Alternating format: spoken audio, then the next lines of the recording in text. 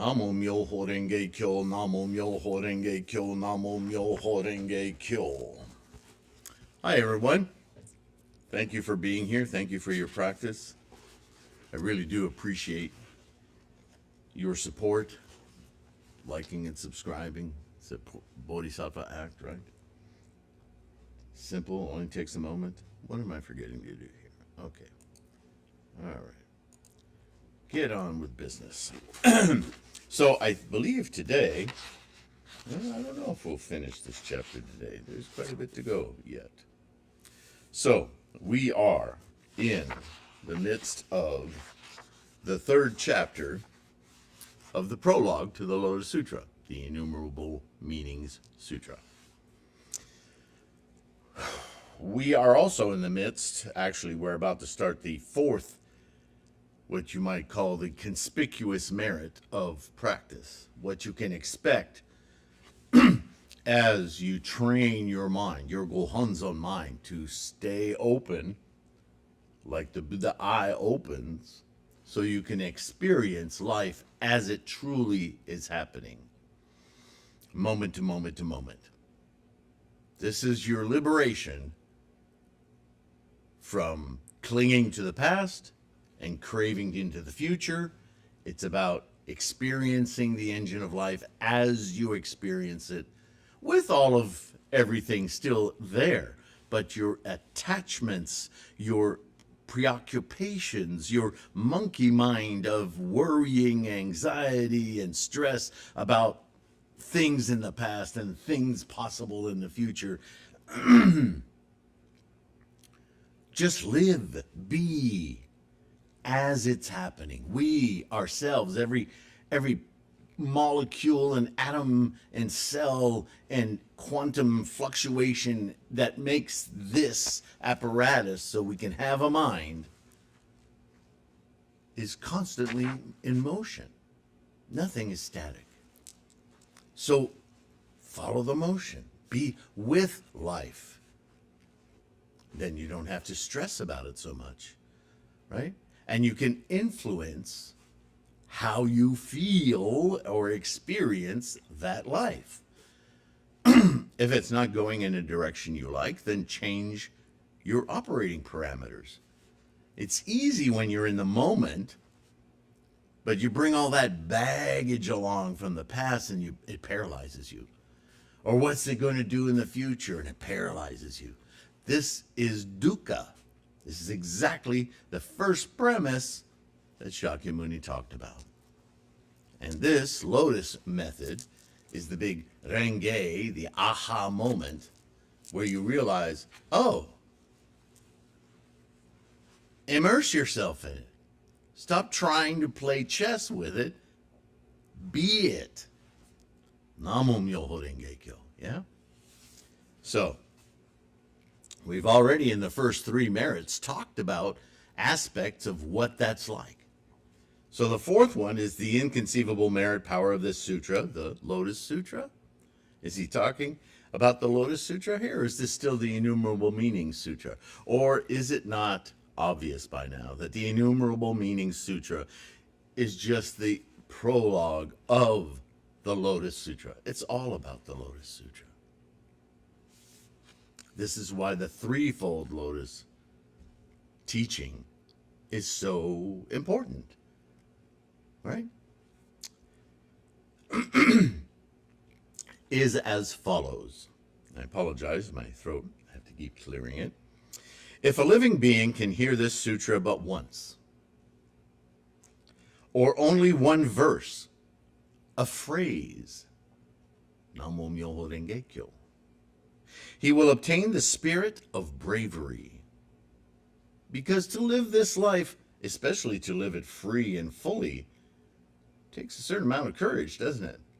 It takes effort. And in order to make effort, you have to have confidence in yourself. That's what this whole resource is about. What are you doing, Jewel? Why don't you come up here? Sorry, lately I've been bringing my new little puppy with me, and she's curious about this building. That's okay. That's what puppies do, yeah. So you'll obtain the spirit of bravery and relieve others just with your bravery, right? We radiate our life condition to those around us, to our environment.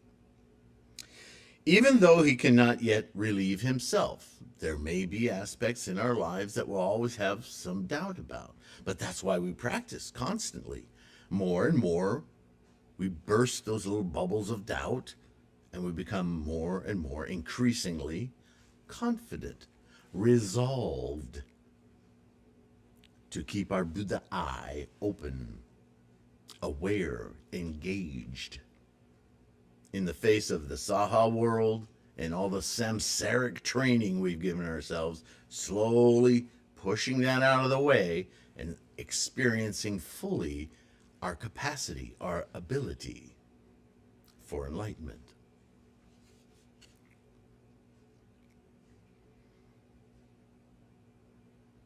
He will become the attendant of the Buddhas. Well, of course you are.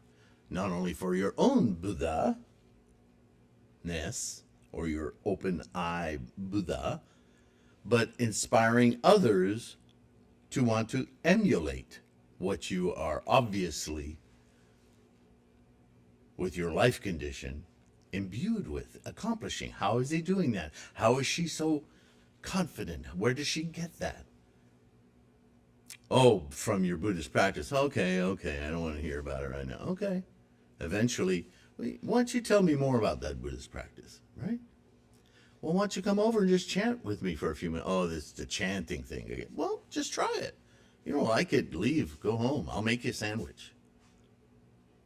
But if you're curious, I mean, I can talk to you all day till I'm blue in the face, but you will not understand until we chant together, just for a few minutes, just to open that channel in your mind. Then when we talk, it'll be about what Buddhism is really about, instead of opinions and stories and more bull crap. Because it won't mean anything to you until you open that door, that gate, that, you know what it's called. All right. So by doing that, you're attending the Buddhas. They're Buddhas. They don't even know it. You see?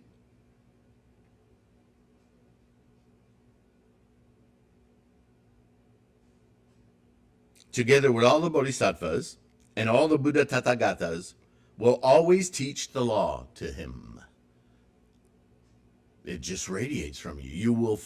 You won't have to look for opportunities. They'll come to you, right? Buddha says this. I will bring people to you. Right? It's not like magical, like he comes down and sweeps people and here, go talk to him or go talk to her. No, your life condition will radiate out, and that will have a resonance with people who are seeking and yet don't know what they're seeking. They will be drawn to you. Some of them will know exactly what they're drawn for. Others will just want to talk to you. The opportunity will arise. Don't push it. Just be receptive to it. That's the key. Right? We don't want to force people into their own enlightenment. My goodness. We're not here to teach people what's good for them. We're here to help them achieve what they know is good for them. Yeah? On hearing it, this sutra, this teaching, he will keep the law entirely and follow it without disobeying. Disobeying, maybe a different word would be better there, but disobeying, really, the obedience comes from oneself. Do you obey what you know to be life affirming, or do you break that just to what? Challenge yourself? See if you can get away with it? Get away with it from whom? Yourself, really. We think we pretend, humans pretend others are in control of our life, but it's really us that we're either challenging or betraying or helping along, right? Now, Buddhism knows this, but not everybody knows this, especially if they're not familiar with Buddhism. Yeah? What's the matter, you?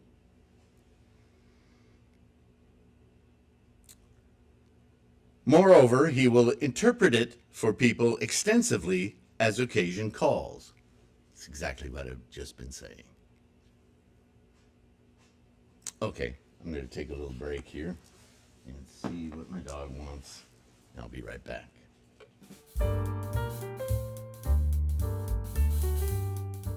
Okay, where was I? Sorry about that. What do you want? Get down. Get down.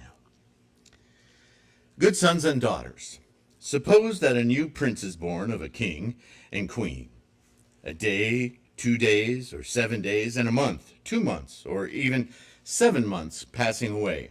He will attain the age of 1, 2, or 7, though he cannot yet manage national affairs. He will come to be revered by people and take all the great king's sons into his company. The king and queen will always stay and converse with him with special and deep affection because he is their little child. The king, the Buddha, and the queen, this sutra, come together, and this son, a bodhisattva, is born of them. If the bodhisattva can hear one phrase or verse of this sutra once, twice, 10 times, 100 times, 1,000 times, myriad times, myriad codas of times, or innumerable and numberless times, like the sands of the Ganges, he will come to shake the 3,000 great thousandfold world, the trichiliocosm, right? Trichiliocosm. I always have trouble saying that word. Though he cannot yet realize the ultimate truth, and will take all great bodhisattvas into his attendance while being admired by all of the 4 classes and the 8 guardians, though he cannot yet roll the great law wheel with the profound voice like the roll of thunder. Entering deeply into the secret law of the Buddhas, he will interpret it without error or fault. He will always be protected by all the Buddhas, and especially covered with affection because he is a beginner in learning. Good sons and daughters, this is called the 4th inconceivable merit power of this sutra. And that 4th power reminds me of something I learned in martial arts. And people who have never been into martial arts, or maybe have gone to some after-school program and they learned about the sport, but not the internal aspect of martial arts, which I think is a shame because that's the most important part. What we learn as practitioners in the martial arts is that having a black belt is not the accomplishment that most people would. I'm a black belt. What achieving of a black belt, and this, there are different belt colors depending on what art you're practicing. And there are a few that consider the black belt to be the highest achievement, but as a rule, the black belt is really your diploma, your culmination of learning, being a student of. The black belt, very plainly, means that you are now ready to practice the martial art. You now know enough about your own body, your physical realm, the way your mind and body work together, so that you, specifically you, now instead of just repeating rote exercises that everyone is trying to do, you have now discovered as a black belt your unique way of expressing those different moves, and can now develop all of that knowledge into your own individual expression of this martial art. That's what a black belt means. Now then you have degrees of black belts, right? 1st degree, 2nd degree, 3rd degree. That is your development on the way of achieving that art in your embodiment. You're no longer a student. You are now a practitioner, a what you might call a postgraduate, right? And the longer you practice, the more developed you become, the more knowledgeable you become out of your becoming. So the analogy in Buddhist practice is not lost. So once you hear this sutra and you inculcate it, right? You grasp it, you're well on your way. And as you practice it more and more, and you study and you learn more and more about the depth, right? Profound, profound, and yet profound. And you learn how this practice works for you, your life, your mind. And you attain these aha moments. Then you become proficient. The language of Buddhism becomes your own. And that's when your confidence continues to build. So that's the fourth inconceivable merit. Good sons, good daughters. Fifthly, the inconceivable merit power of this sutra is as follows. If good sons or daughters keep, read, recite, and copy the Sutra of Innumerable Meanings, the Lotus Sutra, as stated above, this has to be a reference to the Lotus Sutra as the Innumerable Meanings teachings itself, right? I make that annotation there.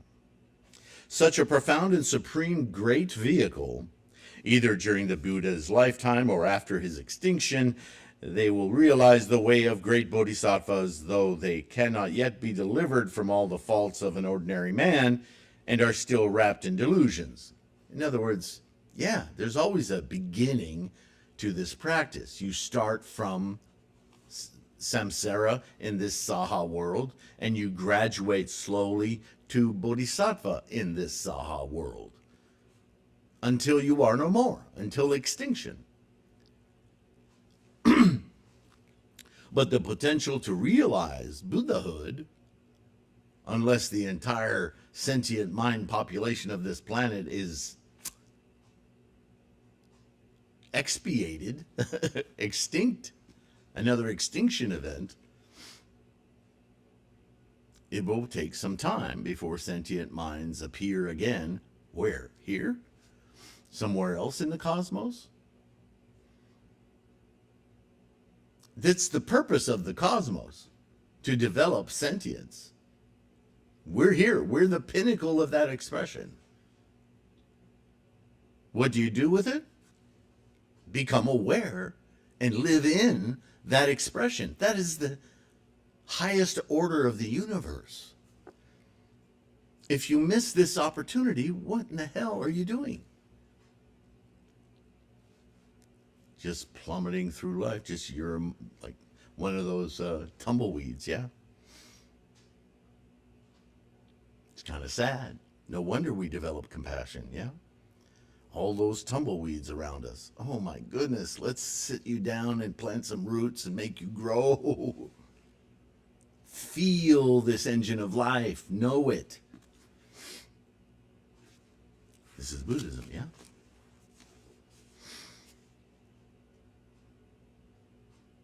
They will fill with joy and convince those living beings extending a day to 100 kalpas or shortening 100 kalpas to a day.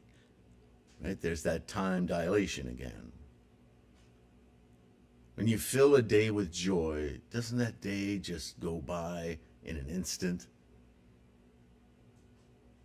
Or the joy is so great, it feels like it'll never end. Time is irrelevant. It is the experience of life that is everything. That is Buddhahood, Buddha-ness. Good sons and daughters, these good sons or good daughters are just like a dragon's son who can raise clouds and cause a rainfall 7 days after his birth. Good sons and daughters, this is called the fifth inconceivable merit power of this sutra. Here's my annotation. Another example here of the innumerable meanings as an epithet for the Lotus Sutra itself, as this is the identical claim and exhortation as we read in the Lotus. Even the title of Great Vehicle is further claimed in the Lotus as the one vehicle beyond all other vehicles, either ever taught, currently taught, or ever to be taught. Good sons and daughters, number 6. The inconceivable merit power of this sutra is as follows. If good sons or good daughters keep, read, and recite this sutra, either during the Buddha's lifetime or after his extinction, even though clothed in delusions, they will deliver living beings from the life and death of delusions, the cycle of birth and death, and make them overcome all sufferings by teaching the law for them. After hearing it, living beings will put it into practice and attain the priori law, the merit, and the way, where there will be equality and no difference from the Buddha Tathagata. Not Shakyamuni Buddha, the Buddha Tathagata, the universal, cosmic, without time, enlightenment, the engine of life. Not only will you observe it, but you will be it. This is what I mean by immersed. You surfers out there, I've known some of you in my life, and you talk about being at one with the wave, at one with the ocean. You feel like you're part of the ocean, not just the wave, the power, the strength, the motive force of the ocean. It's not just beneath your board and your feet. It courses through your veins, doesn't it? Yeah, that kind of knowing, that kind of confidence, that kind of resolve. Suppose that a king, in journeying or falling ill, leaves the management of national affairs to his prince, though he is an infant. It's happened many times in human history, hasn't it? Then the prince, by order of a great king, leads all the government officials according to the law, and we know which law we're talking about here, right? Myoho Renge Kyo, and propagates the right policy so that every citizen of the country follows his orders exactly as if the king were governing. It is the same with good sons or good daughters keeping this sutra. So that's quite a powerful thing to say. He's saying you and me, when we read, recite, copy, keep this sutra, we are doing the work on par with Buddha itself. Well, of course, because it's coming through our mind as an eye of Buddha, yes? But when we begin, we still are dragging along our samsaric monkey mind. It takes time. But you want to turbo that, supercharge that. You practice with consistency. Slowly, your Buddha mind takes over your samsaric, your saha mind, and you become an agent of Buddha-ness, yes? During the Buddha's lifetime or after his extinction, these good sons will propagate the doctrine, teaching exactly as the Buddha did. Though they themselves cannot yet live in the first stage of immobility, and if living beings, after hearing their teaching, practice it intently, they will cut off delusions and attain the law, Myoho Renge Kyo, enlightenment, full, perfect immersion into the engine of life. The a priori law of the universe, of all phenomena, the engine of life, Namo Myoho Renge Kyo, my little note. The merit and the way, good sons and daughters, this is called the sixth inconceivable merit power of this sutra.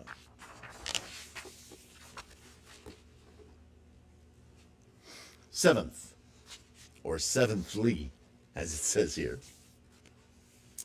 The inconceivable merit power of this sutra is as follows. If good sons or daughters, good daughters, hearing this sutra either during the Buddha's lifetime or after his extinction, rejoice, accept, and raise the rare mind, the Gohanzon mind, Keep, read, recite, copy, and expound it. Practice it as it has been taught. Aspire to Buddhahood.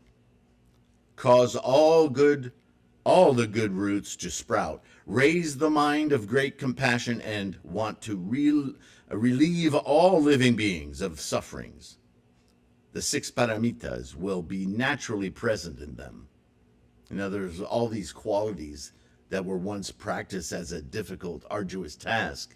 By chanting Namo Myoho Renge Kyo, expounding it, rejoicing, accepting it, all of those paramitas, they'll just occur to you. You won't have to practice them. They will occur. Somebody asked me recently, how does chanting Namo Myoho Renge Kyo compare to all those earlier teachings about the jhanas and all the different meditations and samadhis and blah, blah, blah, blah, blah, blah, blah, blah. It says it right here. Everything that's been practiced or taught before the Lotus Sutra, provisional. All preparing those minds that weren't ready yet to conceive of this concept that one Dharani, the teaching of this Lotus Sutra, contains within it everything. In fact, so much does it contain it that you won't have to work on it. Just work on Myoho Renge Kyo. And you will inculcate all that which you have been taught by the Buddha.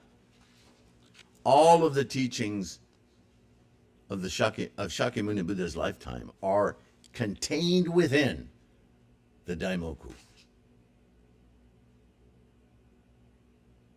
So you don't study those earlier teachings or earlier Mahayana for the purpose of learning more than the Lotus Sutra. You study those earlier sutras to understand the profundity of what the Lotus Sutra instantiates. Big difference, yeah?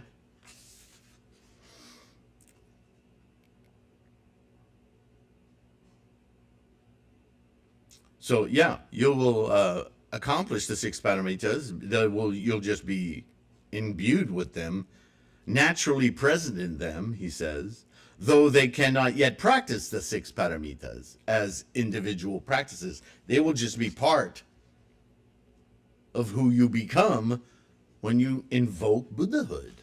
How could they not?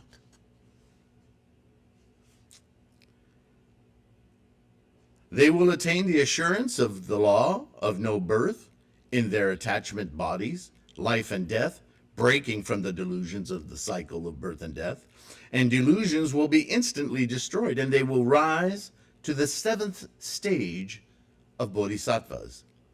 Now that's an important note, because you'll notice now that these incredible merit powers of practice are divided into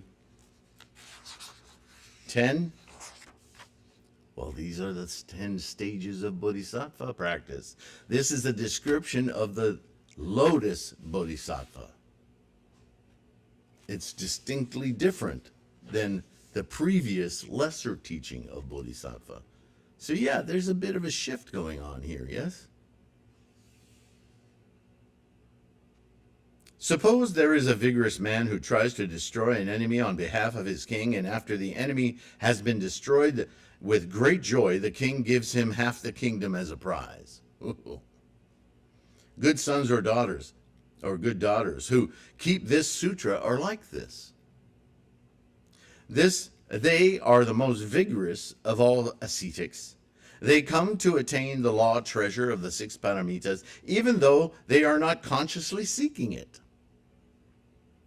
The enemy of death and life will be naturally destroyed, and they will be made comfortable by the prize of the fife, realizing the assurance of no birth as the treasure of half the Buddha country. Good sons and daughters, this is called the 7th inconceivable merit power of this sutra. Eighthly, where are we time-wise? Okay, we'll do the 8th and then we'll take a break, okay? The inconceivable merit power of this sutra is as follows. If good sons or daughters, either during the Buddha's lifetime or after his extinction, see someone who has received this sutra, they will make him revere and accept it. Either during the Buddha's lifetime or after his extinction, see someone who has received this sutra, they will make him revere and accept it exactly as if he saw the body of the Buddha. They will keep, read, recite, copy, and revere this sutra with joy. Serve and practice it as the law. Firmly keep the comportments and perseverance. They will also practice almsgiving, raise a deep benevolence, and explain the Sutra of Innumerable Meanings, the Lotus Sutra, this supreme great vehicle widely to others. To one who for a long time does not at all recognize the existence of sinfulness, errors, and fortunateness, they will show this sutra and convince him to have resolve in it with all sorts of expedients. By the strong power of this sutra, he will be made to stir up resolve and to convert suddenly. What does that mean, to convert suddenly? Does that mean slapping people in the head and going, "Hear the Buddha"? No, you know what it is. Have you ever heard of Namo Myoho Renge Kyo? Say it. Namo Myoho Renge Kyo. What is that? That's what we practice. That's the invocation of your Buddha potential. We all have potential for enlightenment. That Dharani, it's called, that Namo Myoho Renge Kyo, Nichiren calls it Daimoku, is the invocation of that enlightenment. That's what we do. You should come over and spend a few minutes chanting it with me. It's very powerful. And if you're interested, you'll feel it if it's for you. And we can talk about it some more. But I can't really talk about Buddhism without doing that first, because that's what opens your mind to hearing it, to understanding it. Without chanting first, it just sounds like another story. And it's too powerful to not prepare you for it, really, honestly. It's sudden. Get somebody to repeat Namo Myoho Renge Kyo with you. Especially if you can get them to do it 3 times. Try it again. Didn't quite get it right. Namo, Myoho, Myoho, okay. Renge. It's kind of a rolled R there. It's a lot like Spanish or Latin language. Renge. Not renge like Americans say it, in the back of your throat. Renge. Renge. Just roll it a little bit. Just tongue. Renge. Renge. Yeah? That's it. Kyo. Kyo. Like you're going to say Kyoto, but just Kyo. Kyo. Yeah, that's it. Namu, Myoho. That's it. Renge. Kyo. Yeah. Namu, Myoho, Renge, Kyo. Yeah, you got it. Why don't you come over to my place this weekend? We'll talk about it. If you're interested. Or just give me a call sometime. Here's my number. Or I'll come over to your place. I'd rather you came over to my place than you can see my really cool mandala. Yeah, we have something we can focus on while we chant. Really, really helps get your mind open to your enlightenment. It's not hard. After stirring up resolve, he will endeavor so valorously that he can acquire the virtue and power of this sutra and attain the way and the merit. In this way, these good sons or good daughters will attain the assurance of the law of no birth in their bodies of men or women by the merit of having been enlightened. See, you have to understand, past and future, craving, clinging, it goes down to the very atom of in your bodies. The idea in your samsaric mind, in your saha mind, of birth and death as experiences are falsehoods. That's the samsaric part. All the mythology you've built about birth and death is just potential instantiating. We are expressions of the cosmos. Constantly, moment to moment to moment. That hum of awareness, that's you and I. It's a distinctly different way of thinking about life, yes? Reach the upper stage, become the attendants of the Buddhas, together with all the Bodhisattvas, convert living beings quickly. Purifying Buddha lands. What are Buddha lands? Simply the experience of a sentient mind. Is the experience of that sentient mind full of potential? Of course it is. Is that potential being realized? Or is it just asleep in the back of the mind while the monkeys take over? And attain supreme Buddhahood before long. Good sons and daughters, this is called the 8th inconceivable merit power of this sutra. In the next video, we'll talk about the 9th and the 10th, and I think that will close out the Innumerable Meanings chapter, and we'll start the Lotus Sutra proper. Looking forward to that, I am. But I love this Innumerable Meanings. I mean, it's the whole thing in a nutshell. Truly.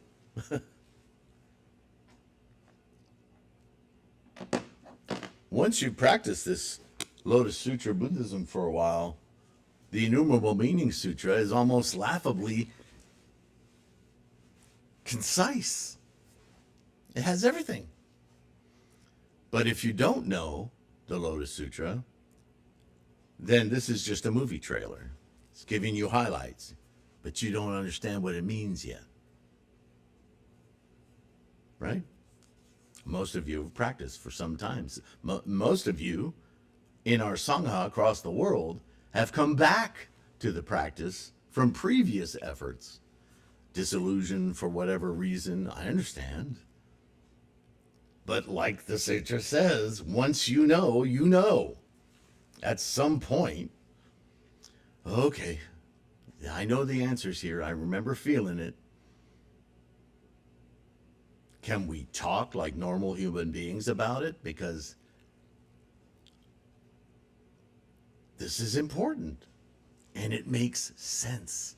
It's not woo-woo.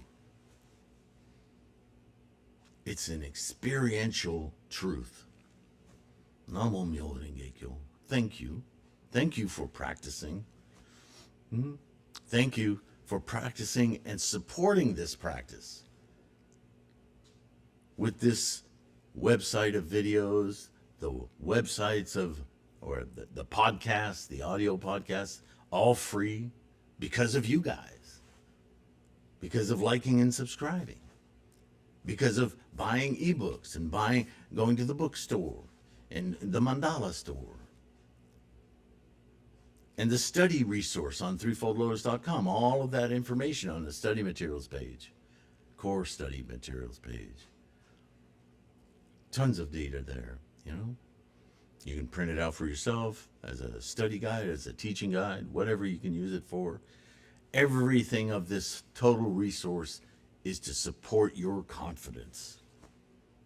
And in that regard, take care of your health. It's hard to have confidence when you're, right, not feeling well. So please take care of your health so you can keep your practice strong. Patrons, with your donations through Patreon or direct to PayPal. Again, I say it in every video, but I truly, truly am grateful for your support. We all are, really, because we're all benefactors of it. So thank you. Once again, I will see you in the next one. Bye for now.